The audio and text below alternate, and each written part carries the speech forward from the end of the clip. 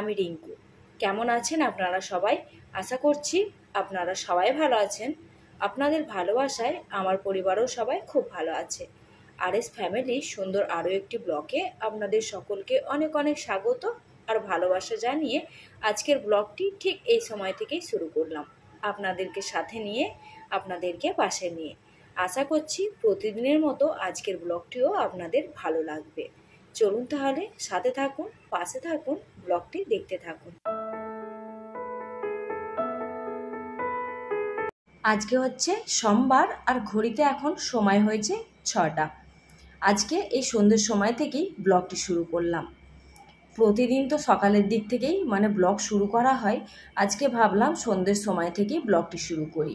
কালকে সানডে ছিল ঠিকই, কিন্তু বেডশিট কভারগুলো চেঞ্জ করা হয়নি। আজকে সেই জন্য এই বিকালবেলাতেই চেঞ্জ করে নিচ্ছি। আর বিকালবেলা চেঞ্জ করে নিলে কি হবে, মেশিন লাগিয়ে দেবো আর সন্ধ্যের সময়তে ধোয়া হয়ে গেলে সকালবেলা উঠে কিন্তু রোদ উঠবার আগেই মিলে দেব। আর একটু আধটু হালকা রোদের ছোঁয়া লাগবে আর তখন তুলে নেব। সেই জন্য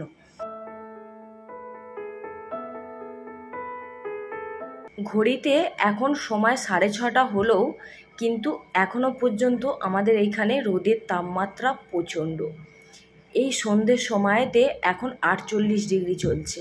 বুঝতে পারছেন কী হারে তাহলে গরমটা পড়েছে। দুপুরবেলা সত্যি কথা বলতে আমরা কেউই আজকে ঘুমাতে পারিনি। কুলার ফুল স্পিডে চলছে, তাতেও কিন্তু কিছু কাজ হয়নি, এত পরিমাণে গরম। তো যাই হোক, যেহেতু শুতে বসতে পারলামই না, সেই জন্য বাচ্চাগুলোকে টিভি চালিয়ে দিয়েছি। ওরা একটু টিভি দেখুক আর আমি আমার মতো কাজগুলোকে গুছিয়ে নিই। আর এই সমস্ত কাজগুলো একটুখানি এই সময়তে করে নিচ্ছি, তার কারণ সকালবেলা দেখবেন এত কাজ হয়ে ওঠে না। আর তারপরে সকাল 7টা বাজলেই রোদের তাপমাত্রা এত বেড়ে যায়, মনে হবে যেন ভোর দুপুর হয়ে গেছে। সেই জন্যই বন্ধুরা একটু কষ্ট তো হচ্ছে ঠিক কথাই, কিন্তু কষ্ট হচ্ছে বলে কাজগুলো ছেড়ে দিলেও তো কিছু করার নেই না। কাজগুলো তো করতেই হবে, চাই সকালে করি বা চাই সন্ধেই করি, যখন না যখন হোক তো করতেই হবে। সেই জন্য এখন একটু কষ্ট করে নিচ্ছি। পরে সন্ধ্যের সময়তে ওই সন্ধে দেবার আগেতে একটু স্নান করে নেব, তাহলেই দেখবো একটু ফ্রেশ লাগবে। তো যাই হোক, মোটামুটি এই রুমের বেডশিট কভারটাকেও চেঞ্জ করে দিলাম আর টান করে একটুখানি গুছিয়ে নিলাম। দিয়ে এবার পুরো বাড়িটাকে একবার সুন্দর করে ঝাড়ু লাগিয়ে নেব। সকালে যতই সুন্দর করে কাজ করা হোক না কেন, বিকালবেলা দেখবেন যতক্ষণে না ঝাড়ুটা লাগানো হচ্ছে ততক্ষণ যেন মনের শান্তি হয় না। যখন যেই কাজটা তখন সেই কাজটা বাঙালি আনাতে, বাঙালি ঘরেতে যদি না হয় তাহলে কিন্তু দেখবেন ভালো লাগে না, তাই না? তো যাই হোক, ঝাড়ু লাগিয়ে নিলাম। আর এবারে চলে আসলাম সোজা কিচেনে। এতটা পরিমাণে গরম করছে যে কি বলবো। এত জল খাচ্ছি, ডিটক্স ওয়াটার তো আছেই আছে, নিম্বু জল আছেই আছে, তার সাথে কিন্তু এই সাদা জলটা না খেলেও ভালো লাগছে না। তাই 2 গ্লাস ভরে আগে জলটা খেয়ে নিলাম। তারপরে এই বোতলগুলো কিন্তু দুপুর থেকেই খালি হয়েছিল। বোতলগুলোকে ঝটপট করে ধুয়ে ভরে ফ্রিজে রেখে দেবো। আর কটা বাসন আছে সেই বাসনগুলোকে ধুয়ে নেব। হাজব্যান্ডের ফোন এসেছিল, হাজব্যান্ডও কিন্তু আজকে তাড়াতাড়ি বাড়ি ফিরছে। তো সেই জন্য ভাবলাম তাড়াতাড়ি কাজগুলো গুছিয়ে নিই। আজকে একটুখানি সন্ধেবেলা কিছু এক্সট্রা বানাবো, স্পেশাল কিছু বানাবো। গরম করছে ঠিক কথাই, কিন্তু পেট আর মুখ তো শুনবে না, না? পেট তো খিদে পাবেই, আর মুখের লালচ এটা ওটা কিন্তু খেতে ইচ্ছা করবেই।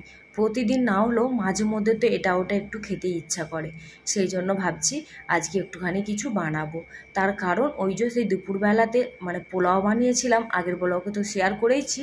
তো পোলাওয়ে যখন সোয়াবিনটা ভিজিয়েছিলাম বেশি হয়ে গেছিলো, সেই সোয়াবিনটাকে একটুখানি ফ্রিজে রেখে দিয়েছিলাম।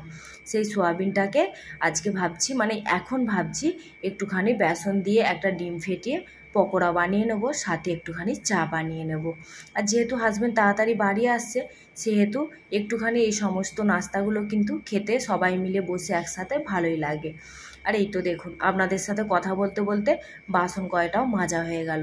দুপুরবেলা এতটা পরিমাণে জল গরম হয়ে যায়, হাতই দিতে ইচ্ছা করে না জলেতে।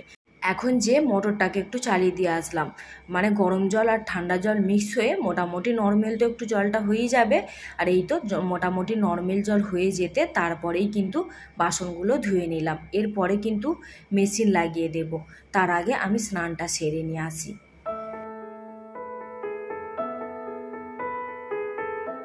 মোটরটা চালিয়েছিলাম, ঝটপট করে একটুখানি ঠান্ডা ঠান্ডা জল ভরে নিয়ে সেই জলে একটুখানি শরীরটা ধুয়ে আসলাম। এত আরাম লাগছে, এত ভালো লাগছে, বেশ ঠান্ডা ঠান্ডা। আর সত্যি কথা বলতে মনটাও একটু ফ্রেশ ফ্রেশ লাগছে। আর এই তো একটুখানি চুলটাকে আঁচড়ে নিয়ে বিনুনি করে নিলাম। বেশ অনেক দিন হয়ে গেছে চুলে এরকমভাবে বিনুনি করা হয়নি, তাই আজকে ভাবলাম একটুখানি বিনুনি করে, আর একটুখানি নিজেকে তো সময় দিতেই হয়। অনেক কাজ থাকলেও আর অনেক গরম হলেও কিন্তু নিজের জন্য একটুখানি সময় বের করে নিতেই হয়। যতই বাড়িতে কাজ থাক আর যতই রোদের তাপমাত্রা বেড়ে যাক, ওদেরকে কিন্তু প্রশ্রয় দেওয়া চলবে না। ওদের সঙ্গে বরাবর কিন্তু নিজেকে তাল মিলিয়ে চলতে হবে। ওদেরকে একটুখানি প্রশ্রয় দিলেই তাহলেই দেখবেন অল্পতেই কিন্তু আমরা আলা হয়ে যাব, আমাদের কিছুই কাজ করতে ভালো লাগবে না। সেই জন্য কিন্তু সব কাজের সাথে সাথে নিজেকে ফ্রেশ এবং নিজেকে টাইম দেওয়াটা অবশ্যই দরকার। আর বিশেষ করে এই অতিরিক্ত গরমের সময়তে নিজেকে আগে মেনটেন করে চলতে হবে। নিজে যদি সুস্থ থাকি তাহলেই কিন্তু পুরো পরিবারটা আমার সুস্থ থাকবে। সবটাই কিন্তু আমাদের গৃহিণীদের হাতে। আমরা যদি নিজেদেরকে অসুস্থ ভাবি বা অসুস্থ করে ফেলি তাহলে কিন্তু চলবে না। আর আমরা যদি একদিন পারছি না বলে শুয়ে বসে থাকি না, তাহলে দেখবেন সংসারটা ওই একদিনেতেই অনেকটা কিন্তু তলিয়ে যায়। তো সেই জন্য নিজেদেরকে অ্যাক্টিভ রেখে কিন্তু কাজগুলো করতে হবে। আর ওইদিকে তো দেখতেই পেলেন টিভি চলছে, বড় মেয়ে দেখছে পিকচার। সেই সঙ্গে সঙ্গে আমিও একটুখানি ওই মুড়ি কয়টা ঢালতে ঢালতে দেখে নিলাম। তার কারণ কালকে আছে মঙ্গলবার, আজকেই কিন্তু হাজব্যান্ড মুড়ি নিয়ে এসেছে, আর হাজব্যান্ড কিন্তু অলরেডি চলে এসেছে। আর বাইরে এখনও পর্যন্ত রোদের তাপমাত্রা দেখতে পাচ্ছেন। এখন কটা বাজবে? 7:10-15। আমাদের এখানে কিন্তু বন্ধুরা 8টা পর্যন্ত সন্ধে হয় না। তো যাই হোক, এইখানেতে মেশিনটাও লাগিয়ে দিচ্ছি, তবে এখন কারেন্ট নেই, একটুখানি ভিজিয়ে দিয়েছিলাম। তারপরে কিছুক্ষণ পরে লাইট এসে যেতে এই তো মেশিনটাকেও অন করে দিয়েছি। মোটামুটি ধোয়া হয়ে গেলে কালকে সকালে মিলে দিতে পারবো। আর এখন একটুখানি সন্ধেটা দিয়ে নিচ্ছি। চলুন তাহলে আগে সন্ধেটা দিয়ে নিই, তারপরেতে আবারও আসছি।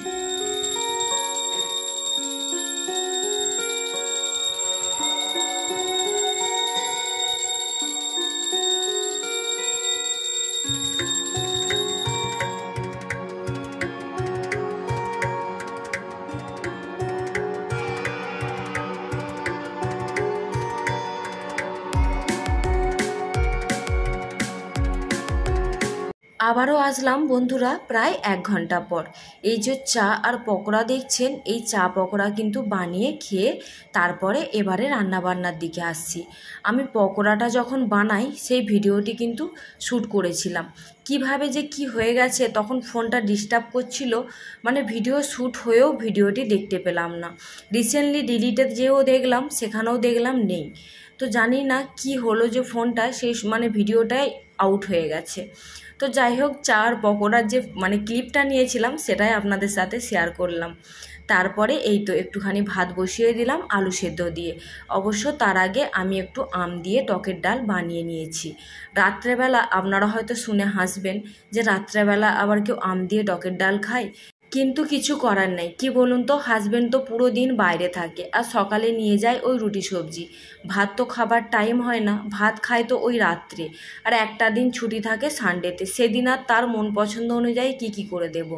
সেই জন্য কিন্তু আমরা রাত্রেবেলাতেই যা মানে ভালো লাগে, মানে পুঁই শাকও কিন্তু আমরা রাত্রে খাই, টকের ডালও কিন্তু আমরা রাত্রে খাই, আবার চাটনি বা টক বা আচার খেতে ইচ্ছা গেলেও কিন্তু আমরা রাত্রে খাই। আমাদের কিন্তু সেরকম বিশেষ কিছু একটা হয় না, আমাদের এটা অভ্যাস হয়ে গেছে। কিন্তু দেশের বাড়িতে মানে কেউ যদি জিজ্ঞাসা করে কি রান্না করেছিস, আমরা যদি বলি এই রান্না করেছি, ওনারা কিন্তু শুনে একটু ঠাট্টা করেই হাসেন। কিন্তু এখানে আমার কিছু করার নেই, আমরা এখানে যেটা খাই সেটা তো খাই, তাই না? মিথ্যে কথা তো বলে লাভ নেই। তো যাই হোক, ওইদিকে ভাতটা বসিয়ে একটুখানি এইদিকে মাছ আর পেঁয়াজ দিয়ে চচ্চড়ি করে নিচ্ছি। আর একটু আলু সিদ্ধ দিলাম, ওইটা মেখে নেব। আর টকের ডাল তো আম দিয়ে আছেই। তো যাই হোক, মোটামুটি এই রান্নাটা হলেই কিন্তু আজকে রান্না বান্নাও কমপ্লিট। তো আজকে আমার এই পর্যন্ত ব্লগটি আপনাদের কেমন লাগলো অবশ্যই করে কিন্তু একটা কমেন্ট করে জানাতে ভুলবেন না। যদি বেশি ভালো লেগে থাকে তো প্লিজ একটা লাইক করে দেবেন। আর যদি আমার কোনো নতুন বন্ধু আজকে আমার এই পর্যন্ত ব্লগটি দেখে থাকেন, আপনাদের যদি এই ব্লগের মধ্যে দিয়ে কোথাও একটুখানি মনকে জয় করতে পারি, তাহলে অবশ্যই কিন্তু একটা লাইক দিয়ে চ্যানেলটিকে সাবস্ক্রাইব করে আপনাদের আত্মীয় পরিজন বন্ধু বান্ধবদের মধ্যে শেয়ার করতে পারেন। আর যারা অলরেডি এই কাজটা করে রেখেছেন তাদের তো অনেক অনেক ধন্যবাদ আর ভালোবাসা জানাচ্ছি।